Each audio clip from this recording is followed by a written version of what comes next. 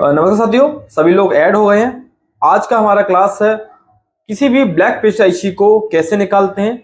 आज से हमारा हार्डवेयर क्लास स्टार्ट होने वाला है। दोस्तों, जो भाई हमारी क्लास को ज्वाइन करना चाहते हैं वो 25 अक्टूबर से 1 नवंबर के बीच में हमारे ऑनलाइन क्लास का बुकिंग होता है। आप अपनी सीट को बुक कर सकते हैं। इसका जो प्राइस है वो ओनली 6,000 रुपये। 6,000 रुपये में आपको फुल कोर्स मिलता है और सारी क्लास हमारी लाइव होती हैं। और आज हमारी क्लास है ब्लैक पेस्ट आईसी को कैसे निकालते हैं। तो यहाँ पर देख सकते हैं कि हमारे पास एक आईसी है और इसके पास आपका व्हाइट ग्लू लगा हुआ है, जो कि एक पोको एमआई कंपनी का एक फोन है और ये सीपीयू का पेस्टेड है। तो सीपीयू कैसे निकालते हैं, इसके लिए आपको क्या क्या सावधानियां बरतनी होती हैं जिससे हमारा किसी भी ट्रैक या जाली को निकालते टाइम हमसे कोई दिक्कत ना हो, या सीपीयू को निकालते टाइम सीपीयू का बेंड ना हो, या उस पर कितना हीट और कितना एयर लेना होता है। ठीक है, तो यहाँ पर हमने जो एसएमडी लिया है वो है हमारा क्विक का 857DW प्लस। ठीक है, जो कि आपका लमसम 5,000-5,500 की रेंज में ये एसएमडी आपको मिल जाता है। और किसी भी सीपीयू को निकालने के लिए आप यहाँ पर मीडियम नोजल का इस्तेमाल कर सकते हैं। तो सबसे पहले हम यहाँ पर कवर करेंगे, क्योंकि हमारा इसके जस्ट बगल में एमएमसी या सीओ प्रेस लगा है, तो हमको उसे कवर करना चाहिए। क्योंकि अगर वो भी पेस्टेड है, अगर उस पर हीट चला जाएगा तो उसका ग्लू लूज होने से वो भी आपका मतलब कि ड्राई हो सकता है। तो सबसे पहले देख सकते हैं यहाँ पर हमारा जाली लगा हुआ है। तो यहाँ पर जाली को काटने के दो ही तरीके हैं। या तो आप कटर की मदद से इस तरह से बिल्कुल आराम से आपको काट लेना है। ठीक है, यदि आपके पास कटर से नहीं करना चाहते तो इसका एक कटिंग वाला मशीन आता है, उससे भी आप इसे कट करके फ्रीजली निकाल सकते हैं। बाकी सभी लोगों के पास वो मशीन नहीं होता है, तो हम यहाँ पर कटर से आप इस तरह से इसका ऊपरला लेयर को सबसे पहले आप ऐसे काट लेंगे। ध्यान देंगे, सबसे पहले आप ऊपर लेयर को काटेंगे। अब जब इसका ये यहां से फिर आपको सेफ तरीके से बिल्कुल आपको सिंपली इस तरह से आपको यहाँ पर इसको हल्का हल्का सा बेंड करके आप यहाँ से जितना आपको जरूरत है उतना आपका सीपीयू निकल जाए, या स्क्रैपर आपका जितना चला जाता है उतना आप यहाँ पर कट कर सकते हैं। तो यहाँ पर हमारा इतना हमने जाली को निकाल दिया है, इतने में हमारा काम हो जाएगा। तो हमने यहाँ पर जाली को कट कर दी। तो यहाँ तक आप आराम से जाली को कट कर लेंगे, क्योंकि हमको यहाँ इस टाइप से स्क्रैपर डालने में आसानी होगी। और यहाँ पर आप देख लेंगे कि कोई लाइन आपका ट्रैक कट तो नहीं गया है। तो यहाँ पर अगर आपका कोई भी सारे ट्रैक ओके हैं, तो इसके बाद अब हमको सीपीयू का ग्लू कटिंग करना होगा। बाकी मेरा मानना है कि यदि आप कभी भी ब्लैक पेस्ट आईसी को निकालते हैं तो आप सबसे पहले उसका एक बार एक फोटो उसका खींच लें। इससे बेनिफिट ये होता है कि इसके पास लगने वाले कंपोनेंट का आपको नॉलेज होता है कि यहाँ पर कंपोनेंट ये लगा था। कभी कभी ऐसा होता है कि जब आप आईसी को लगाते हैं और आईसी में नीचे डॉट्स या ब्रैकेट्स नहीं होते, जब आप आईसी को बिठाते हैं तो आप कंफ्यूज हो जाते हैं कि अब मुझे आईसी को किस डायरेक्शन में लगाना है। ठीक है, क्योंकि वो लाइन अंडरलाइन नहीं होगा तो आप समझ नहीं पाएंगे कि प्रॉपर सीपीयू को बिठाने का जगह कहाँ पर है। तो फोटो खींचने से एक आइडिया लग जाता है कि हाँ, मेरा इस कंपोनेंट के सामने ही मेरा सीपीयू का ये लाइन आ रहा था। तो यहाँ पर देख सकते हैं हमने जो एसएमडी का अभी हीट रखा है और नोजल हमने लिया मीडियम। तो ये ग्लू कटिंग करने के लिए हमने यहाँ पर हीट रखा है अपना 288। तो यहाँ पर ग्लू बहुत इजीली कट जाता है। आप इस तरह से ग्लू को कट कर सकते हैं। ठीक है, बाकी सभी लोग जुड़ जाएंगे। तो यहाँ पर सभी लोगों को मेरा प्रॉपर आवाज आ रहा होगा। तो हम यहाँ पर सबसे पहले ग्लू कटिंग कर लेते हैं, क्योंकि ब्लैक पेस्ट आईसी को निकालने से पहले हमको इसका ग्लू कटिंग करना होता है। इसका हम ग्लू कटिंग करेंगे। अब ध्यान देंगे, ग्लू कटिंग जब आप करते हैं तो आपका जो ब्लेड है उस ब्लेड को आपको बिल्कुल स्ट्रेट नहीं रखना है, हल्का सा बेंड रखेंगे, हल्का सा तिरछा रखेंगे, जिससे क्या है आपका ग्लू कटिंग पे प्रेशर कम लगे।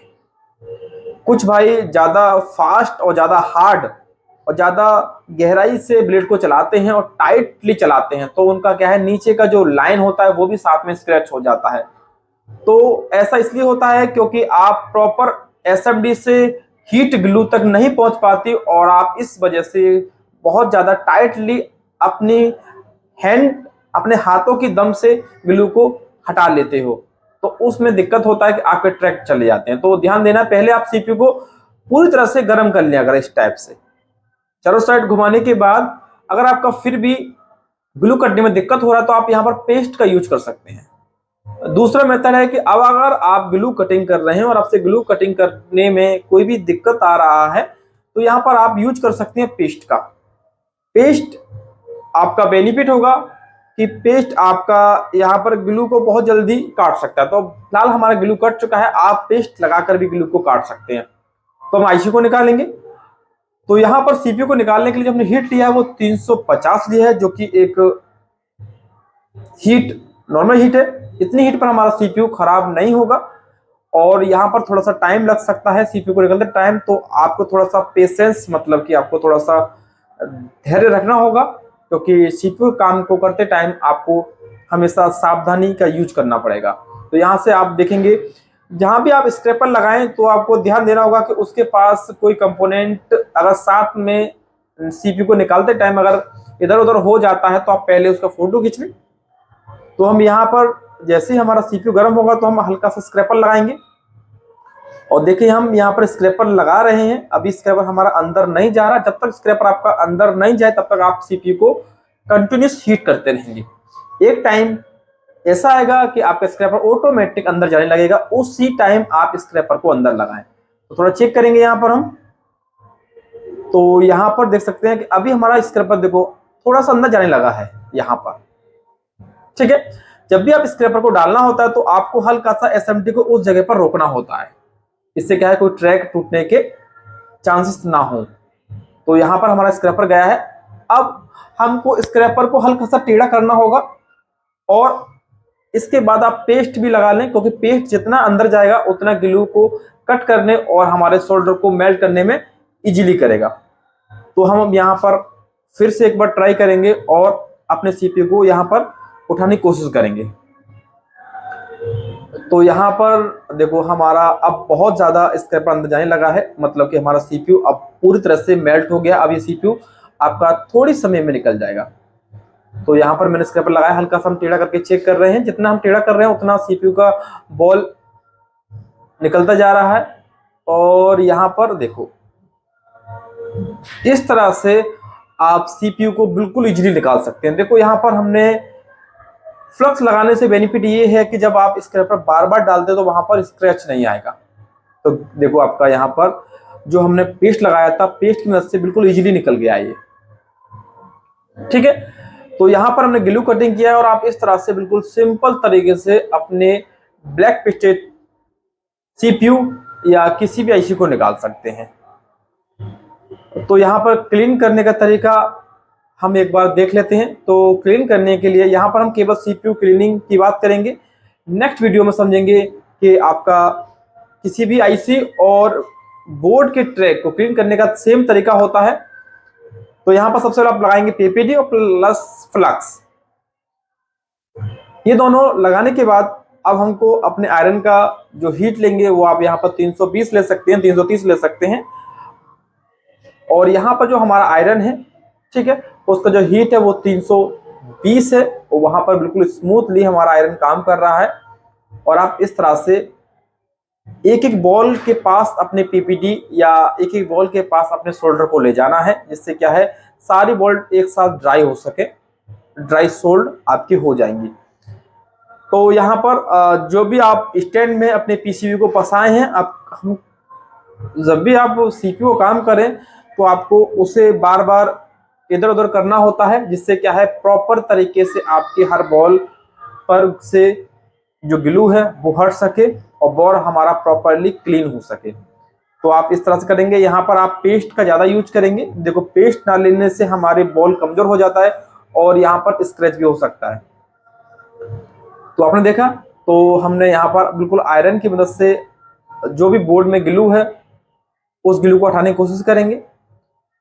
तो ऐसा करने के बाद आपका ग्लू लूज हो जाएगा, फिर आप डिशोल्डर वायर की मदद से आराम से इसे इजीली हटा सकते हैं। तो देख सकते हैं कि हमने यहाँ पर अपने आयरन से ये कर दिया है। अब हम डिशोल्डर वायर की मदद से इसे हटा लेंगे। तो यहाँ पर हम डिस्ट्रीब्यूटर बायर यूज करेंगे, और डिस्ट्रीब्यूटर बायर जो हम यूज करते हैं वो हमारे पास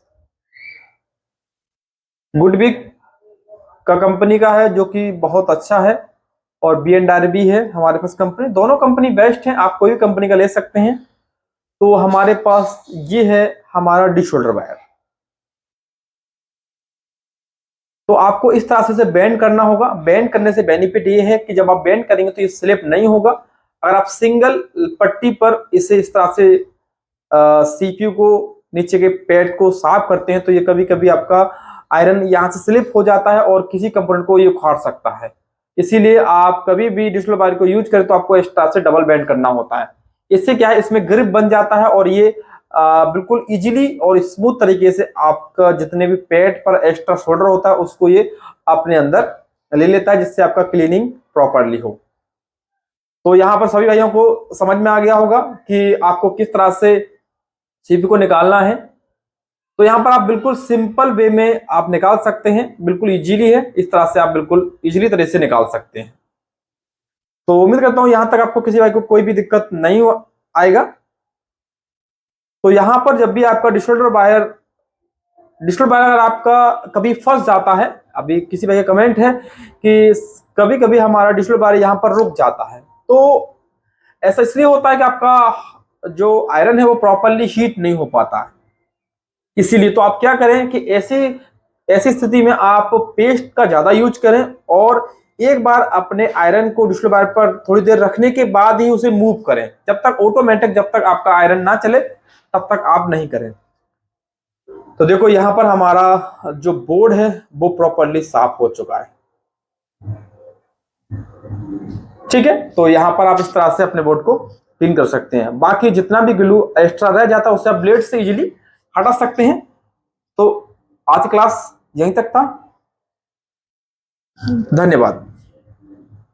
उम्मीद करता हूं आप सब लोग इजीली कर लेंगे। कल सभी लोगों को मुझे एक एक CPU निकालकर सभी को फोटो भेजना होगा।